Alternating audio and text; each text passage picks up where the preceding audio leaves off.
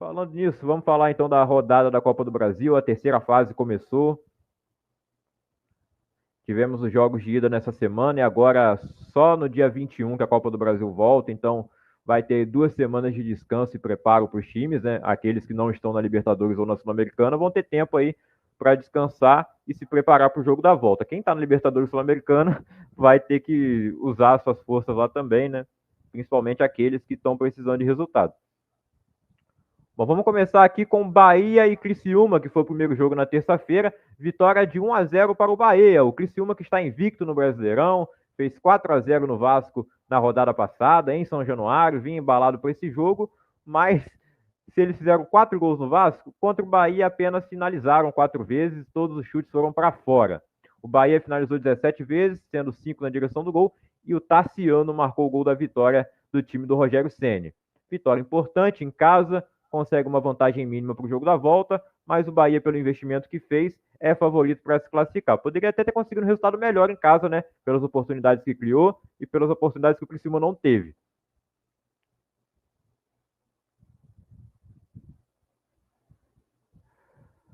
Outro jogo da terça-feira foi Operário e Grêmio. O jogo terminou empatado em 0-0, jogo xoxo, né?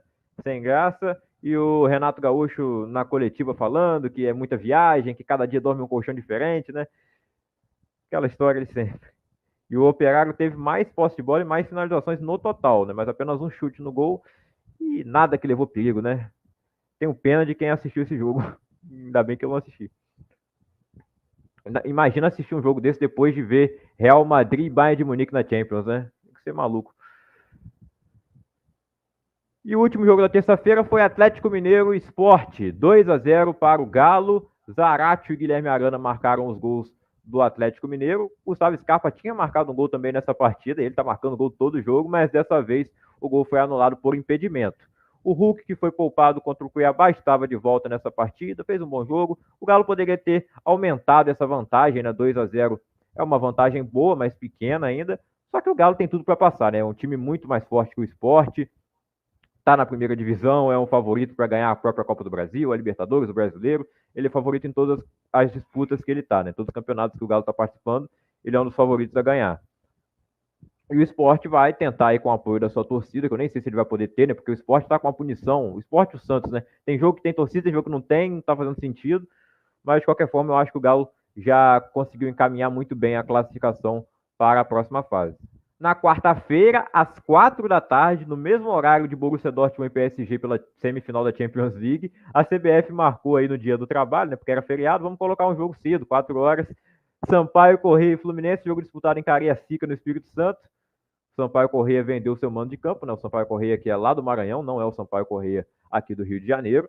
De qualquer forma, jogo no Espírito Santo, torcida toda do Fluminense, e o Fluminense venceu por 2-0, depois de uma derrota acachapante para o Corinthians, onde o Fluminense não jogou absolutamente nada, né, no Brasileirão. Eles conseguem vencer com time misto. Terans marcou o primeiro gol, aproveitando a oportunidade que ele não vem tendo tanto assim, tantos minutos em campo, né? Ele marcou o primeiro gol do Fluminense nessa partida, e no segundo tempo, John Arias de pênalti, que ele mesmo sofreu, ele converteu e o Fluminense venceu por 2-0. Poderia ter tido uma vantagem maior, finalizou 20 vezes no total, 9 na direção do gol, a posse de bola bem pro lado do Fluminense, 71% contra 29%, né? O time do Diniz sempre tem posse de bola, e nesse jogo teve muita mesmo, né? O Sampaio Corrêa é um time muito inferior, e o Fluminense poderia ter vencido por um placar maior. Nos bastidores tem a situação do John Kennedy, né, que tinha sido punido junto com outros 2 jogadores do Fluminense que foram tiveram uma ação indisciplinar, né, fora de campo. E aí o John Kennedy chegou atrasado no dia que ele ia voltar da punição, né? E aí ele foi punido de novo e agora por tempo indeterminado ele está afastado do elenco. Estão dizendo até que ele pode rescindir o contrato, né? Pensar que o cara foi o herói da Libertadores do ano passado, marcando gol em todos os jogos do mata-mata. Mas lembrando também que antes daquilo ele já tinha tido problemas, né? Tanto que ele foi emprestado para a Ferroviária de São Paulo, aí se destacou, foi artilheiro do Paulistão, voltou e virou ídolo do Fluminense, né? Alguns torcedores estão até falando, é ídolo ou não é? Ele está perdendo a chance de virar ídolo de fato. Eu acho que, de qualquer forma, o nome dele está marcado para sempre na história do Fluminense, né? Nada que ele fizer agora vai apagar o que ele fez ano passado. Mas é triste que um jogador tão novo já esteja pensando em jogar a carreira no lixo, como muitos outros já fizeram, né? E jogador com talento também. Ainda na quarta-feira, o Atlético Goianiense venceu por 1-0 o Brusque. Luiz Fernando marcou o gol da vitória do Dragão. O time de Jair Ventura vence o time do velho da van. Resultado surpreendente, o Atlético Paranaense foi derrotado de virada para o Ipiranga, jogo no Rio Grande do Sul. O Furacão abriu o placar no primeiro tempo com o Canóbio aos 35 minutos e nos acréscimos, literalmente em 2 minutos já, foram dados, acho que 10 minutos de acréscimo, é muita coisa, né? Mas ultimamente a gente está vendo isso tanto na Europa quanto no Brasil, quanto em jogos aí da FIFA, né? Tá tendo muito tempo de acréscimo e o Ipiranga virou o jogo nos minutos finais. Matheus Anderson e Fabrício Pereira fizeram os gols da vitória do time gaúcho e o Atlético Paranaense vai ter que resolver essa partida em casa. Eu acho que ele tem tudo para conseguir uma vantagem mínima de apenas um gol. 1-0 já leva o jogo para os pênaltis. Qualquer vitória ali por 2 gols de diferença, né, dá a classificação ao Furacão, time treinado pelo Cuca.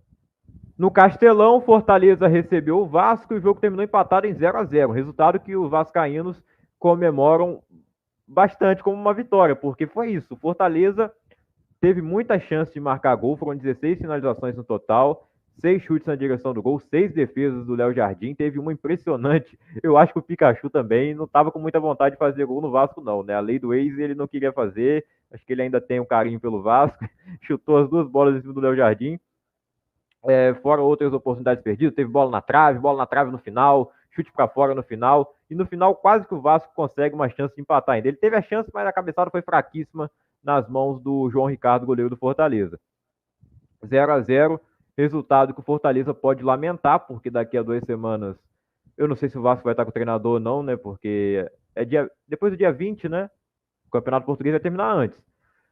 Mas eu não sei se vai ser o Álvaro Pacheco ou não. De qualquer forma, não sei como é que vai estar a situação do Vasco, quando vai ser os jogos no Brasileiro. Mas o Vasco e São Januário é uma pressão que pode ajudar o time ou pode atrapalhar, né? Sempre depende do próprio Vasco. Mas o Fortaleza tinha tudo para vencer esse jogo no Castelão, não conseguiu e pode acabar se prejudicando muito e sendo eliminado, né? E minha torcida é que isso aconteça, mas o Fortaleza ainda é favorito pelo trabalho do Vojvoda, que é muito bom. Se ele conseguir jogar da mesma maneira e colocar a bola na casinha, ele se classifica. Mas eu espero que o Vasco esteja jogando melhor até lá, né? Porque nessa partida não jogou nada, mas pelo menos os jogadores correram com mais vontade do que foi no sábado contra o Criciúma. Mas mesmo assim, né? Não vou dizer que o Vasco defendeu bem, porque não se defendeu, né?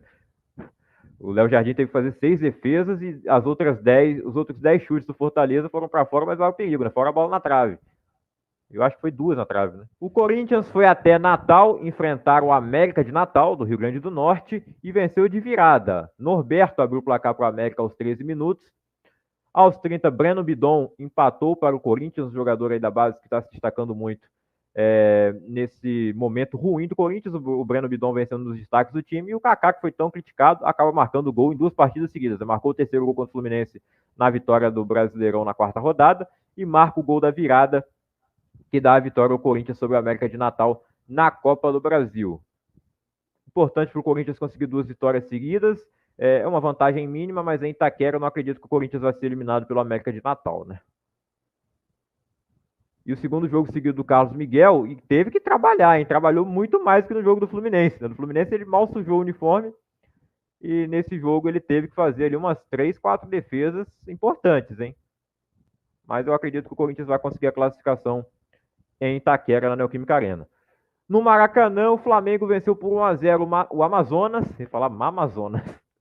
1-0 o Flamengo sobre o Amazonas, gol do Pedro, que não marcava 4 jogos. Foi só o Gabigol voltar, né? Estava no banco de reservas, e aí o Pedro desencantou, fez o gol de cabeça.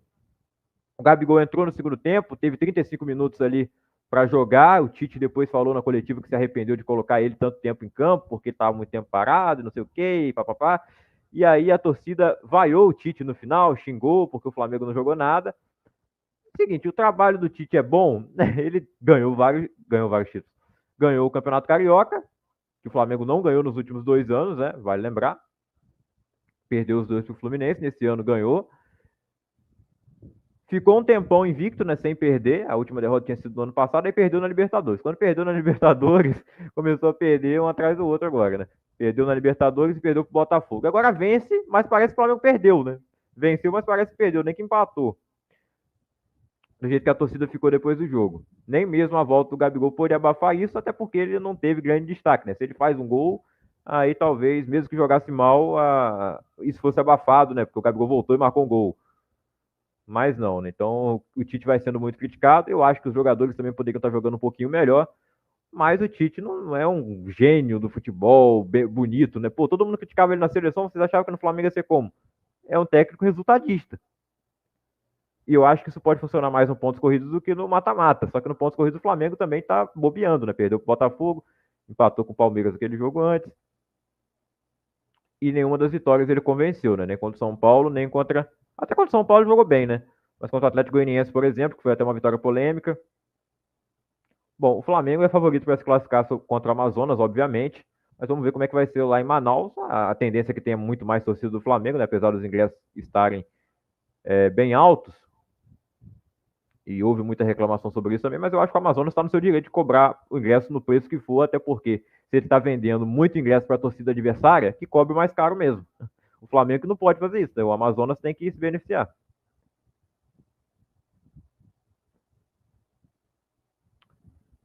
Depois eu queria saber aí, eu não vi direito a treta que teve do Landim. O Landim falou algo sobre o Gabigol, se ele ganhar 10 Libertadores, ele não vai ser maior que o Zico nunca, mesmo que ele ganhe 10 Libertadores. O que, na minha opinião, não pode ser levado a sério, né? Mas por que ele falou isso também, eu não sei, né? Acabando aqui de ver os jogos da Copa do Brasil, a gente vai pesquisar sobre isso. O Botafogo, líder do Brasileirão, venceu por 1-0 Vitória. Gol marcado pelo Eduardo. Que gol, hein? Que jogada feita pelo Botafogo. Vendo o Paulo Andrade narrar esse jogo ainda, parecia o Newcastle na Premier League ali nas suas grandes partidas que ele tem ao longo da temporada, né? O Newcastle vive de altos e baixos, o Botafogo também começa bem e às vezes termina mal, né? O uniforme novo até ficou parecendo com o Newcastle também, por isso que eu tô falando. Né? Ficou ali com as mangas brancas ao invés de estar preta, né? Sem as faixas pretas na manga. Dá para ver aqui, né? Bom, o gol do Eduardo, então, 1-0. O Tiquinho segue machucado. Eduardo jogando nessa posição um pouco mais adiantado, tá funcionando e converte ali a chance que o Botafogo teve, mas o jogo foi bem equilibrado. Foram 15 chutes para cada lado. O Botafogo teve 56% de posse de bola, o Vitória 44%. Só que o Vitória peca muito lá na frente, né, cara? Um chute apenas na direção do gol, sem levar tanto perigo. E o Botafogo finalizou ao todo 5 vezes, marcando uma vez. E que golaço, que jogada coletiva bonita de se ver. O Arthur Jorge vai fazendo um trabalho muito bom nesse início à frente do Botafogo. O torcedor torce muito para que ele não saia como fez o Luiz Castro, né? Mas vai lembrar que o Luiz Castro já estava há um ano na frente do Botafogo, né? 1 ano e meio, ele ficou 1 ano ou 2. Na quinta-feira, o São Paulo, atual campeão da Copa do Brasil, foi enfrentar o Águia de Marabá lá no Pará. E o São Paulo venceu de virada. O Águia de Marabá saiu na frente com o gol do Vender Santos de Almeida aos 35 minutos. E depois o Vander foi expulso. Achei que era o mesmo cara, né? Quem fez o gol foi o Vender, ou Wender, não sei como é que pronuncia. E o Vander foi expulso antes do gol, aos 31 minutos, né? Então não foi depois. Bom, o Juan Santos marcou 2 gols e perdeu chance de fazer mais, né? Poderia ter feito um hat-trick, mas perdeu uma oportunidade incrível. Mas o Luiz Gustavo, que voltou de lesão nesse jogo, marcou um golaço para sacramentar a vitória do São Paulo. O gol do Águia de Marabá também foi bem bonito. E o São Paulo poderia ter feito mais, né? Como eu falei, o Juan perdeu um gol inacreditável, o São Paulo finalizou ao todo 22 vezes, 9 chutes na direção do gol, 76% de posse de bola contra 24% do Águia de Marabá. É um time muito mais forte, né? E não fez mais que sua obrigação de vencer o jogo, só que poderia ter conseguido uma vantagem maior. E é o que tudo indica no Morumbi, ele vai conseguir isso, né? Acredito até que o São Paulo possa poupar nesse jogo da volta, né? O Zubeldia possa botar um time alternativo. O CRB venceu por 1-0 o Ceará, gol marcado pelo João Neto aos 45 minutos do segundo tempo, no confronto de times da Série B. Deu CRB, de Alagoas. O Palmeiras venceu de virada o Botafogo de virada, cara. Não, pô. Eles tomaram o empate, né? Fizeram a final. O Palmeiras venceu por 2-1 o Botafogo de Ribeirão Preto no Allianz Parque. Rony marcou aos 57 minutos de partida, ele no segundo tempo. Aos 17, né? Próximo aos 20 minutos da segunda etapa, o Rony abriu o placar. Depois ele fez outro gol que foi anulado, na minha opinião, muito mal anulado. Essa questão do VAR, né? Com a linha sendo traçada e mostra na televisão, mostra no telão, né?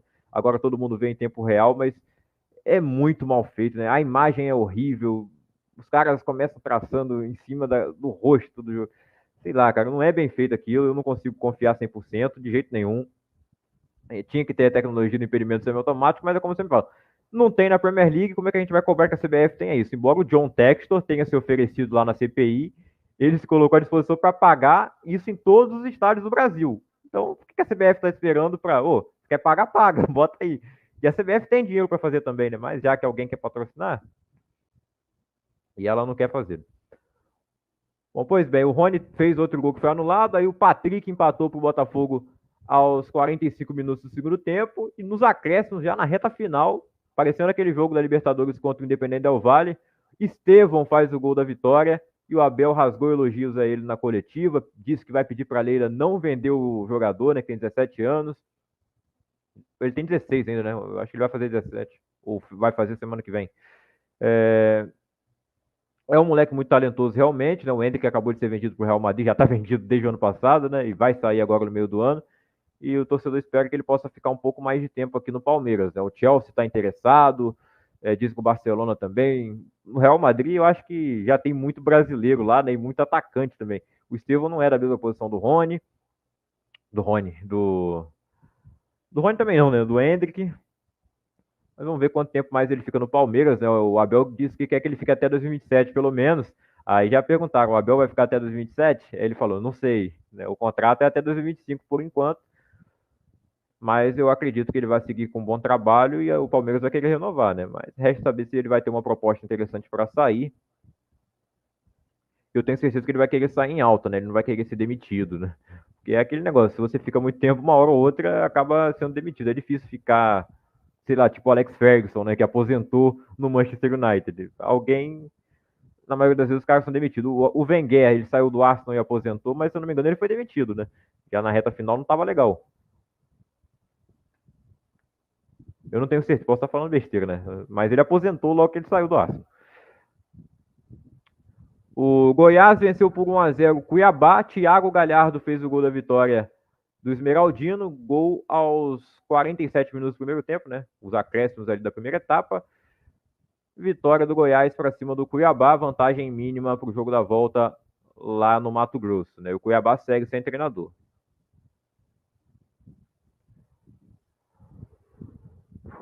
Bom, jogo entre Internacional e Juventude, confronto gaúcho, revanche da semifinal do Gauchão.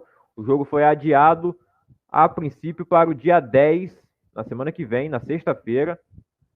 Isso por conta das chuvas fortes que estão acontecendo lá no Rio Grande do Sul, né? Temporais, alagamentos, uma coisa terrível que está acontecendo lá. Muitas pessoas perdendo suas casas, seus bens, né? Alguns até a vida, infelizmente. Né? Espero que isso possa se resolver logo, que Deus esteja abençoando as pessoas de lá, né? Mas por isso jogos aí envolvendo times gaúchos foram adiados também na rodada do Brasileirão deste fim de semana.